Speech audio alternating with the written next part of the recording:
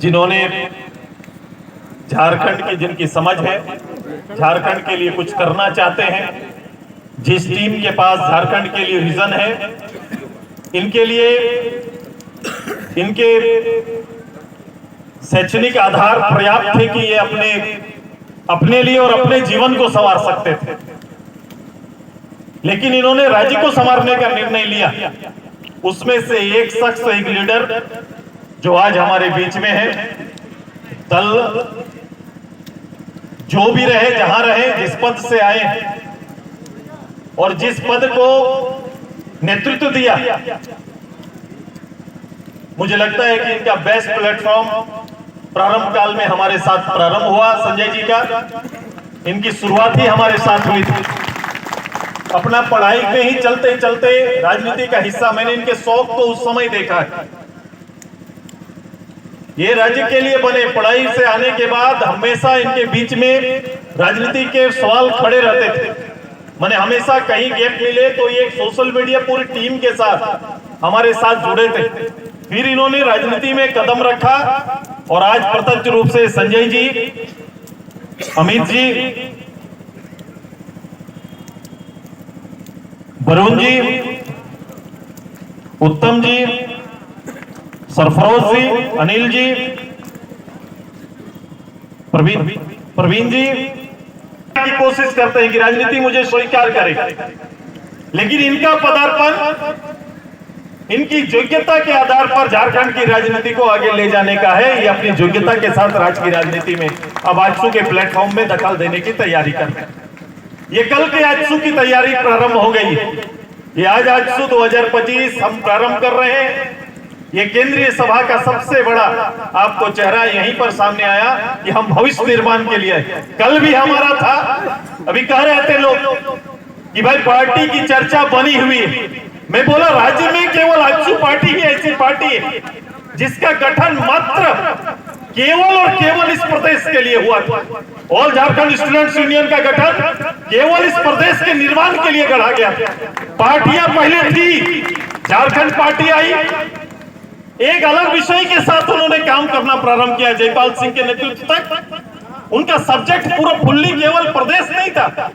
शिबू सोरेन जी के साथ झारखंड मुक्ति मोर्चा आया, लेकिन उस समय शिबू सोरेन जी का राजनीतिक सफर केवल अलग राज्य की सीमा ही नहीं थी। वो एक सामाजिक संतल समाज से लेकर वो अपने समाज के अंदर काम करना प्रारंभ किया था। समय के साथ साथ जब विनोद बाबू ए के राय जैसे शख्सियत के साथ उनका जोड़ हुआ, तब जाके परिकल्पना बदली और राज्य के बारे कल्पना बनकर उभरा, तब प्रदेश की चिंता प्रारंभ हुई।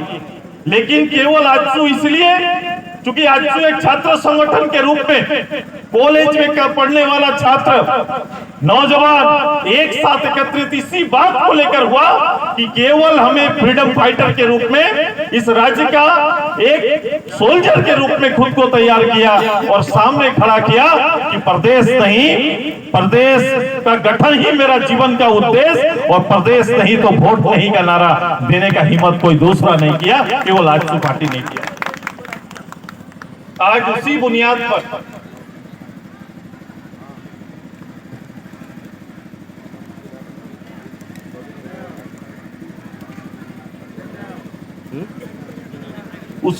पर आज मेरी पूरी पार्टी आज यहां पर खड़ी है। हम आज धनबाद आए हैं तो धनबाद केंद्रीय सभा ये कहीं भी हो सकता था, हम ये कार्यक्रम कहीं भी रख सकते थे, लेकिन मैंने धनबाद ही चुना। क्योंकि धनबाद इसलिए चुना कि इस राज्य के गठन के बाद, एक अपार बहुमत आने के बाद, बहुमत पाने के बाद, सरकार के नामी जिनके चरित्र को एक अपराधी का चरित्र सामने रखकर हम मूल लोगों को, जिस मूल पार्टी होने का गर्व करती है, जिस मूल पार्टी होने की चर्चा खुद में रखती है, वो झारखंड मुक्ति मोर्चा का एक सदस्य बनकर इस माटी के पुत्र को बेदखल करने के लिए गुंडा के साथ मिलकर वो कहीं ना कहीं यहाँ के जमीन को दखल करने के लिए इस बीसीसीएल के साथ मिलकर काम करना प्रारंभ किया है। हमने कहा कि हमारे एमपी साहब जब इस विषय को सुना तो एमपी साहब गांव उनका पार्लियामेंट एरिया है। मैं बड़ा अचंभा हुआ कि जब मैंने अखबार में देखा कि ये पूरा काम में लिखा गया कि षड्यंत्रकारी के रूप में एमपी साहब का नाम रखा गया है।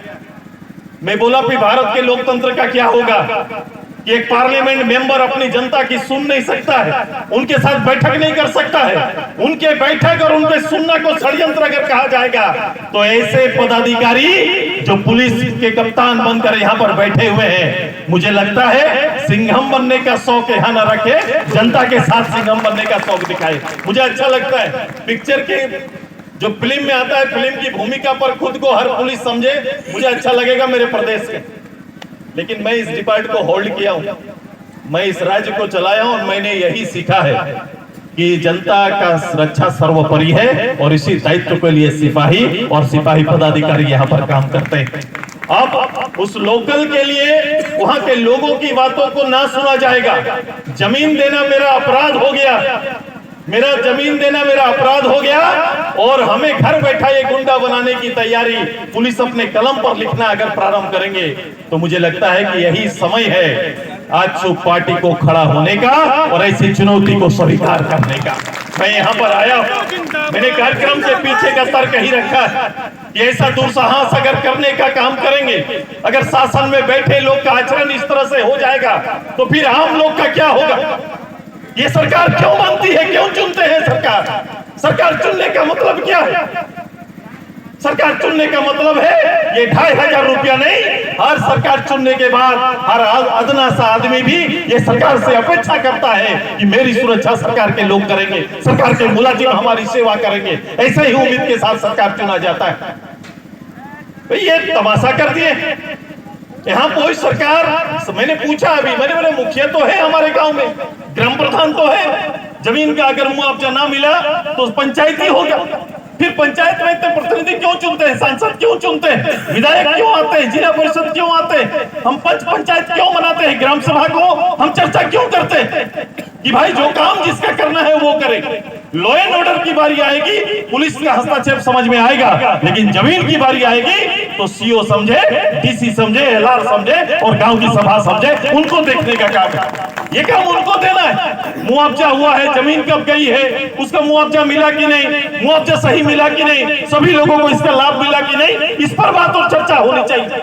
ये ना चर्चा कर गांव में रात को आते हैं, गांव की लोग महिला अभी बता रही थी कि रात को लोग आते हैं, पता नहीं पुलिस है कि कौन, और आके हमारा बर्तन, हमारा कपड़ा, हमारा इधर उधर फेंक के चले जाते हैं। खोजते हैं कहां भाई, उनके नाम पर कोई आपराधिक पहले कोई मुकदमा हुआ है क्या उनके नाम पर कोई एफआईआर दर्ज है क्या कहीं पर पहले से? यहाँ तो 14 केस लेकर 50 केस लेकर खुले सरकारी सुरक्षा में लोग घूम रहा है, उसको देखने वाला कोई नहीं। कितने बार खोजने उनको गए, उनके दरवाजे में गए, कितने बार जाते हैं। ये नई परिभाषा, ये सरकारी दबिश और शासन की नई परिभाषा नहीं चलने वाली है। हम जनता के साथ खड़े हैं और मैंने कुछ दिन पहले ही कहा था, अब नए सिरे से इस क्षेत्र के बारे में सोचना होगा। 100 साल से खनन हो रहा है, 100 साल से माइनिंग हो रहा है। माइनिंग करने वाले तो आगे निकल जाते हैं, लेकिन जमीन देने वाला आज पहचान खो देता है। ये फिर से हमें सोचना पड़ेगा कि हमारे जमीन पर हम बीसीसीएल, सीसीएल या किसी और को लाएं, उससे पहले गांव और गांव की सभा बैठकर पुनर्विचार प्रारंभ करेंगे। मेरी तैयारी है, मैंने गांव वालों को कहा है और एमपी साहब ने बात कह दिया। ये तो अभी एक मात्र शुरुआत है।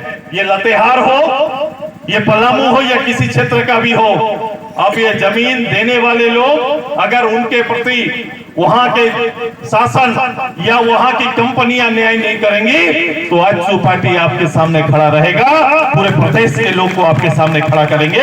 ये तैयारी आप प्रारंभ, लड़ाई शुरू हो गया, ये प्रारंभ हो गया। विषय झारखंड के लिए आपको चुनने का जरूरत ही नहीं है। झारखंड में कौन विषय चुने और कैसे आगे बढ़े चुनने की जरूरत नहीं है। अभी लगातार इलेक्शन खत्म हो गया, इलेक्शन के बाद लगातार 3 महीना बीते, 3 महीना से आजसू की चर्चा चल रही है, सुदेश महतो की चर्चा चल रही है, सभी लोग देख रहे हैं। कुछ लोगों का सोशल मीडिया वगैरह में कुछ लोगों का दाना पानी भी यहीं से चल रहा है, मेरे नाम से दाना पानी भी चल जाता है कुछ लोगों का। अच्छा, हमको कोई दिक्कत नहीं, हमको कोई परेशानी नहीं, अच्छा लगता है। कुछ लोग लिखते ऐसे हैं, मैं बड़े पत्रकारों को भी कुछ चीजों पर लिखते हुए देखा हूं, जिनको मैं सम्मान करता हूं, उनको भी मैंने लिखते हुए देखा कि परिस्थिति के केवल एक बार बदल जाने से वो लिखना किस रूप से प्रारंभ करते हैं। मैंने उस दिन को भी देखा है। मैं अकेले आया था भाई, मैं जब आजसू में मैंने काम शुरू किया तो मेरे पास पूंजी बहुत ज्यादा नहीं था।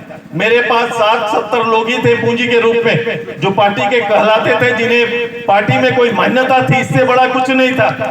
मुझे गुरुजी जैसा बना बनाया कोई सिस्टम हमको मिला नहीं। मैं आजसू को जब खोजने निकला तो पूरी पार्टी ही 60-70 लोगों में सिमट जाती थी। लेकिन आज के दिन में इस 22-23 साल में कम से कम राज्य के कम से कम 10% वोट को प्रभावित करने की क्षमता इस पार्टी में है। ये तो कम से कम निश्चय करके करीबन 16 लाख लोगों का समर्थन पार्टी को प्रत्यक्ष अप्रत्यक्ष रूप से प्राप्त होते रहा है। ये तो है राज्य के अंदर। 126 साल वाली पार्टी भी हमारे सामने प्रत्यक्ष रूप से खड़ी नहीं हो पाएगी अगर सीधे आने का तैयारी करे। ये दल अकेले अकेले आ जाए मैदान पर, हर दल को अपना पता चल जाएगा। ये तैयारी हमारे हमेशा रहती है। इसलिए दलीय कुछ लोग एमपी एमएलए बनना चाहते हैं, एमपी एमएलए बनना चाहते हैं। मैं लीडर बनाने की बात करता हूं, मैं लीडर बनाने की बात करता हूं। और मैं झारखंड के जो बैठे हुए पार्टी के 1200 पदाधिकारी हैं, मैं उन्हीं के बीच आज खड़ा हूं। बोले ऐसी परिस्थिति आएंगी जाएंगी, ऐसी परिस्थिति से मुझे कभी कभी आप लोग से दया आ जाता है। जो लोग माइक खोल बोलते हैं मैं कमजोर हो गया, मैं मजा आता है, मुझे लगा कमजोर हो गई तो ठीक है भाई। लेकिन मुझे लगता है कि हमको जोर आ गया है। अभी आजसू में ताकत आ गया है कि मुझे संघर्ष करने का अवसर, चूंकि एक जगह आकर मुझे प्रत्यक्ष रूप से सीधे लोगों से संवाद करे हुए बहुत दिन हो गए। मैं सीधे लोगों से मंच से केवल बात करता हूं और मैं इस बात का हमेशा जोर देता हूं कि राजनेता में संवादहीनता नहीं होनी चाहिए। राजनेता की बात चलती रहनी चाहिए, पब्लिक से डायलॉग्स होते रहना चाहिए। अगर डायलॉग्स नहीं हो रहे हैं तो मतलब एक तरफा चल रहा है। और यही कभी कभी लोगों में इस बात का गुमान हो जाता है, जिसको मैं कहता हूं कि लोगों को लगता है कि एमपी एमएलए अगर बन गए तो शायद समस्त ब्रह्मांड का ज्ञान हमको आ गया और हम जो चाहेंगे वही शायद नियम बन जाएगा। ऐसा सोच के कुछ लोग काम करते हैं। मैं बोला ये उनकी एक राजनीतिक भूल होगी, एक राजनीतिक भूल होते चल रही है। इसलिए राजनेताओं को राज्य चलाने का, विधायक होने का, पार्लियामेंट मेंबर होने का सबसे पहले उसकी योग्यता का आधार को समझना पड़ेगा कि जनमानस के दिए आशीर्वाद का सम्मान कैसे किया जाता है।